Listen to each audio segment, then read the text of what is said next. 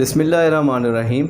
میں حکیم کاشف ہوں اور یہ ویڈیو کاشف دارالحکمت استقلال آباد سرگودا سے ریکارڈ کی جا رہی ہے۔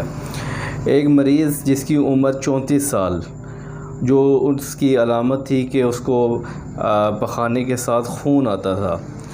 یہ بات انڈرسٹوڈ ہے کہ اگر پخانے کے پہلے جو ہے زور لگانے سے خون آئے تو وہ بواسیر کی صورت میں آتا ہے، لیکن جو پخانے کے اندر مکس ہو کے آتا ہے یا بہت زیادہ آتا ہے وہ انتڑیوں سے خون آتا ہے۔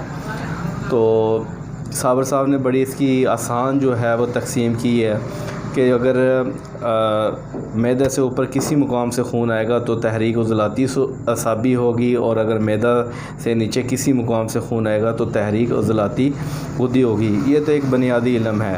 سب سے جو اچھا جو سائنٹیفک ڈائگنوسٹک جو طریقہ کار ہے وہ نبض سے اس کو ڈائگنوز کرنا ہے۔ تو بہرحال میں نے جب اس مریض کی نبض چیک کی تو نبض کے اندر تصلب تھا اور نبض سے 4 انگلیاں کراس کر رہی تھی۔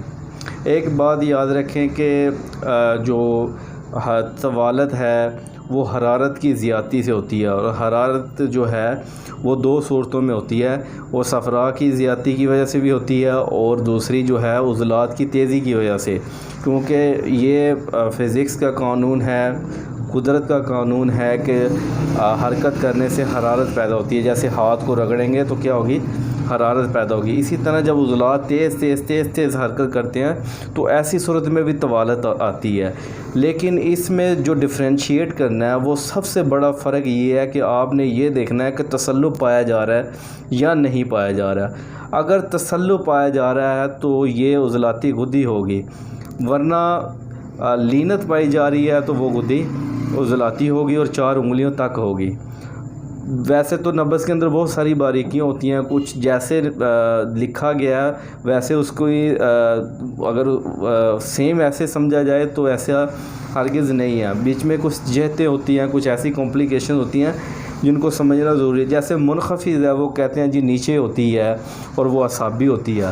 اب جو مریض یا ہے، جیسے فیمیل ہے، عورت ہے، اگر اس کو بلیڈنگ زیادہ ہو جاتی ہے، یعنی کثرت طمس ہو جاتا ہے، استحاضہ ہو جاتا ہے، خون زیادہ بہہ جاتا ہے، تو نبض جو ہے وہ نیچے چلی جائے گی، منخفض ہو جائے۔ ہم یہ نہیں اس کو کہہ سکتے کہ یہ اب اعصابی ہے، یہ عضلاتی ہی ہوگی اگر کثرت طمس ہے، عضلاتی غدی۔ بہرحال جب میں نے اس مریض کی نبض چیک کی، اس میں تصلب مطلب سختی تھی، اور نبض 4 انگلیاں کراس کر رہی تھی، اور سری تھی مطلب تیز تھی۔ ایسی نبض عضلاتی غدی ہوتی ہے۔ عضلاتی غدی جو ہے تشخیص کر کے جو ان کو دوا تجویز کی، اس کے اندر غدی اعصابی ملین جو ہے، کیونکہ اس کو قبض شبض کا ایسا کوئی مسئلہ نہیں تھا، لیکن پھر بھی ان کو غدی اعصابی ملین جو ہے وہ 4 رتی، اکسیر ورم جو ہے وہ 6 رتی، شورا کبدی جو ہے وہ 4 رتی، 6 تریاق جو ہے وہ 2 رتی۔ یہ ان کو صبح دوپہر شام 3 ٹائم تجویز کی، اور الگ سے جو نسخہ ہے وہ والا کثرت طمس والا، وہ بھی ان کو 6 رتی صبح دوپہر شام پہلی خوراک کے آدھے گھنٹے کے بعد یہ بھی کھانے کے لیے دیا گیا۔ اللہ کے لطف و کرم سے 1 ہفتے کے استعمال کے اندر جو انتڑیوں سے جو خون آ رہا تھا، بہت زیادہ پخانے کے ساتھ آ رہا تھا، وہ آنا ٹھیک ہو گیا۔